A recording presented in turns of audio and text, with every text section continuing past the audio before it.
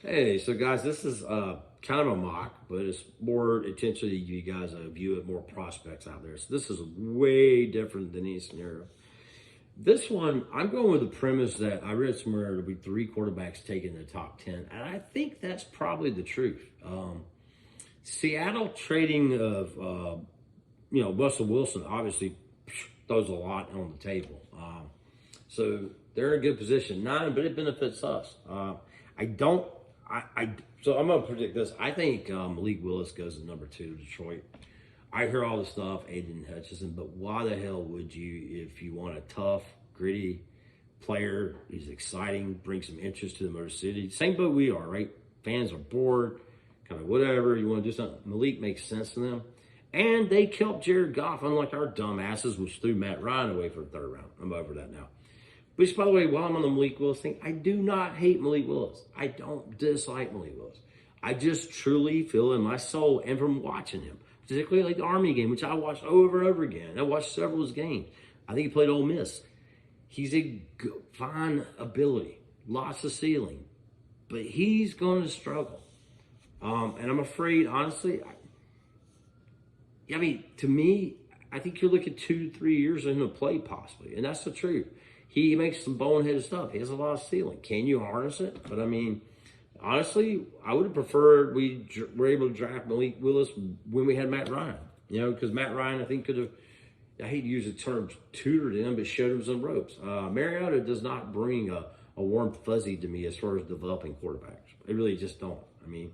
I think Eric called it. To me, Mariota is a bridge to the fucking ER. And the Steelers go up. The reason why, because I think Trubisky's a bridge to Shitville. And Trubisky's another. I don't think Trubisky's that good. So the quarterback market should still be hot. This case, they traded up to us, the Steelers. Cost them number 20 pick. Cost them 52, the 138 for number 8 overall, and then the next year's first. That's actually on par with the trade value chart. Okay, so that said, I'm gaining some extra picks, partly for boredom, partly show you more things. So in this case, we're dropping number 20. To me, the best player available at this point is Daxton Hill. 4.3, 340. Just a lot of fluidity hips. If I was to use a comp, I saw one, and again, forgive me, comps. He is Devin McCourty. He's that guy, in my opinion, that could be a cornerback or free safety. I think he'd be a fantastic Roman free safety. But he's also a guy you can drop down a slot. You can actually put him outside. Fantastic addition to our secondary. So, number 43 pick, we go to Georgia, go local. Key Walker. I think that's right, Quay Walker.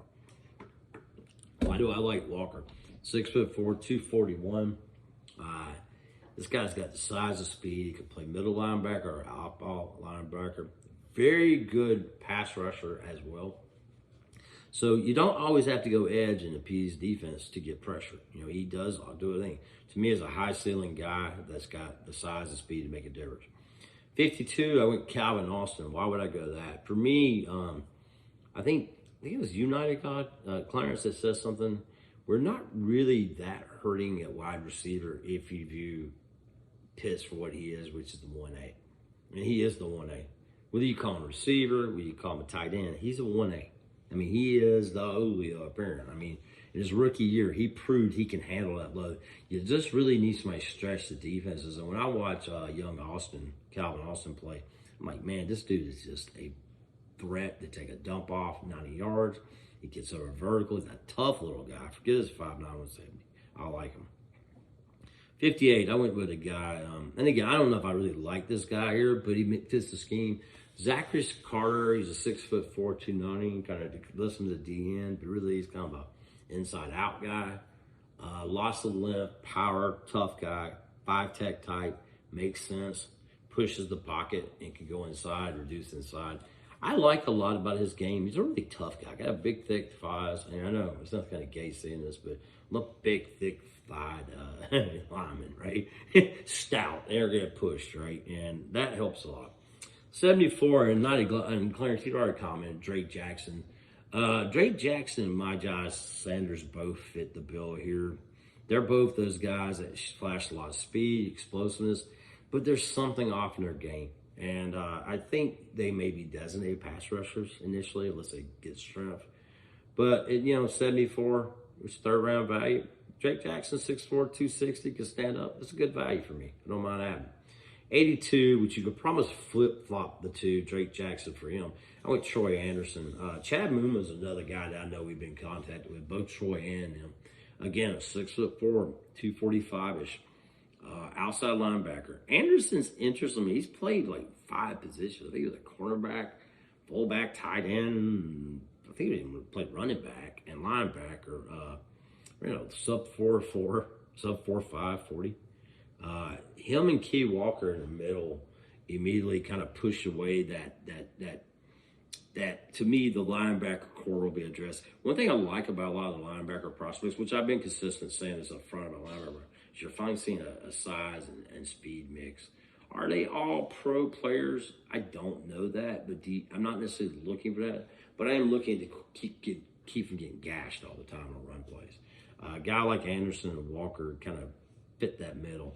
And then when you add, Drake Jackson, who can stand up or come on the edge, at least we're getting better on the right track. And this year's a foundational year to me. 114, I put him on purpose. I'm repeating. I keep watching Jack Cohen, and I really like this kid. There's a couple things I noticed about him. One, he ran like a 4.87 or something like that, 40. And it wasn't impressive. But remember, we're talking 0.3 of a second from Ritter. It's not that big a deal. He had a 33-inch vert, and when you watch him play, there's one play, I wish I could capture the highlight.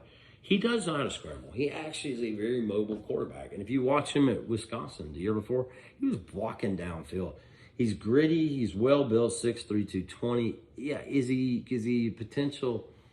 If nothing else, he's a great backup type player that's got good leadership qualities. Reminds me a lot of Tyler Hinkie, actually. But I could also see him develop into a nice game, kind of game manager quarterback. A guy that can run the ship for you. You might have some. At this pick, I think this is a good pick. One of my favorite of the QBs we have, not named Malik. And again, I don't hate Malik. I actually think Jack Cohen is probably more NFL ready than some because of his willingness to learn the system. He proved that by being at Wisconsin and also Notre Dame. And you see him making a lot of pre-snap reads and just a smart player. 138 went back to Zamir White. We've actually met with Zamir. One thing about Zamir, and I think your boy probably knows this real well too, former 5-star recruit, cost share. But anybody's watching, this guy is a heart of that thing. Brutal player, physical, smart, pass pro, can catch. Showed off some wheels at the combine with a sub 4.5. Again, not a bad pick. They've talked to a lot of running backs. I really expect, and by the way, I like all the running backs they're talking to for a change. None of that fucking Javian Hawkins horse shit like the year before. Remember that 90 glove? I think me and you on was like, fuck that little midget. 151, I went to the will of the guy that I don't know if we've actually met with him, but I know he's Tyler Vrabel. Obviously, bloodlines matter. They do to me. If you watch Vrabel play, man, he's just like gritty, no-nonsense offensive lineman. He's smart as hell. He's a Boston College grad. That right there tells you he's smart. I could easily see him at right tackle or even left guard. If nothing else, you have a good swing tackle guard that can, we need depth. We need competition. I waited a lot longer. I would like to go. And to be honest with you, in the real draft, I could see us going O-line early and making it a priority. Actually, at 20, I toyed with putting my boy Lunderbaum, just so you know, or Kenyon Green, but I didn't. But again, I think Vrabel is a good, stout, well-built player with bloodlines that you can at least have critical depth with. 190, man, I went with my boy to me and Clarence like Smoke Monday, dude.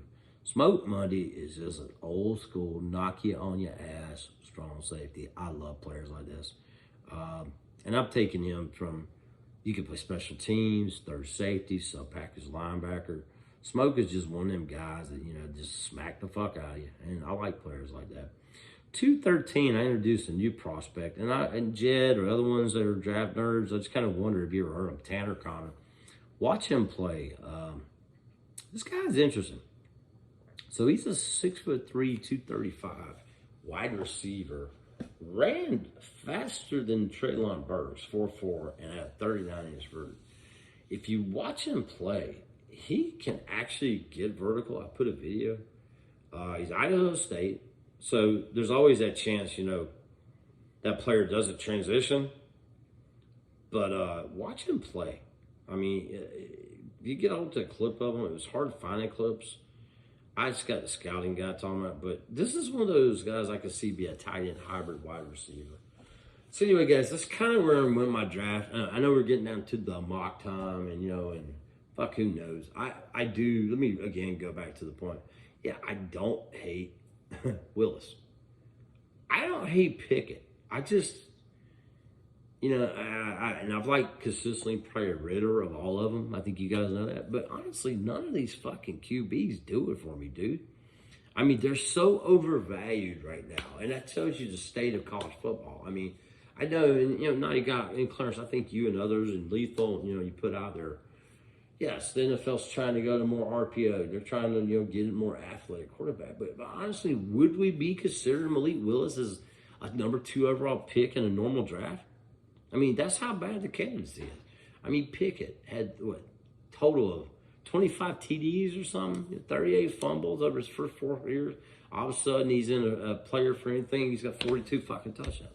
Matt Corral's an injury waiting to happen, Ritter's a good quarterback. I mean, but he's like a game-managing QB. I think he'll be overdrafted. Can any of these guys work? Sure. But, I mean, next year doesn't look that great either. I know, actually, Clarence, I'm back to you. I wonder what quarterbacks you like. I know you don't like Stroud. I'm not a Bryce Young fan either. I mean, the fact is quarterbacks in the NFL in the college game are just not maturing as well. And overvalued, and I'll also go to my point why I think these players are overvalued. Look at all the fucking quarterback trades. I mean, look at them. I mean, you got guys like Wentz are suddenly a hot commodity. Matt Ryan, as we know, how we not fucked it up completely. And I'm not doing another video on that, but Matt went for 3rd. I bet Indianapolis is laughing their balls off right now. We got an offensive line. They had an offensive line, running game. They got a top 10. Matt Ryan. He's a Mr. Show Up every day. We got Marcus fucking Mariota, and we signed him to a 2-year deal. You know why? Because there just isn't a lot out there. Mitch Trubisky commands a deal. I mean, it's a tough time, and I don't see a lot in the college game. So I get the fact we're looking on upside ceiling, and you guys aren't like the message board, so we could talk real here. I don't think Malik Willis is going to be the offensive player of the year, unless he just gets the absolute perfect situation. And I don't think we were in a perfect situation. Honestly, his best bet would be drafted by Pittsburgh. Somebody that believes in running the ball. Somebody who's invested in a defense. And really any quarterback in there. I mean, are we built for a young quarterback? I don't think we are. So, yeah, this is, if I were a GM, which I am not a GM, and we don't know what the fuck they do, I probably would try to parlay and give me a couple first round if I can get an extra pick next year. And honestly, as much as the draft is a gamble, and it is, because you don't know what's going to happen, honestly, I think I would probably try to get picks and just round out my fucking roster. Our roster's weak, man. So in summation, kind of where my brain's going, on it's right or not, I want an edge if I can, but I'm not going to reach for an edge. Some of the better ones I like will probably be gone early. I think Trayvon Walker go early. Hutchinson's probably gone early. If Kayvon Thibodeau slips, dude, we better run like asses and elbows to get him, right? But he could be gone early. My feelings of quarterbacks. I do think it's a good year for linebackers. I think it's a good year to stock up. I think it's a good year to size. Receivers, they already all pro. No, but we don't really need an all pro. We just need a 1B. We need somebody who can stretch the field.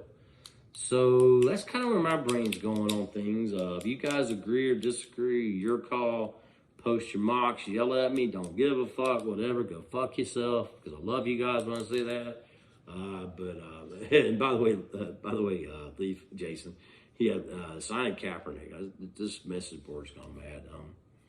Hey, maybe that one motherfucker said we can bring out what's his name, Andrew Luck out of retirement. Good, that'd be nice, huh? Probably doubtful. I'm about this close to becoming an Indianapolis Colts fan. I'm really just not happy with this team as a whole. So, are you happy with this team? You guys tell me. What do you think of this scenarios? If you like me scenarios, I'll keep pumping them out. If they're overwhelming you, let me know, or just don't read them. Y'all have fun. Bye.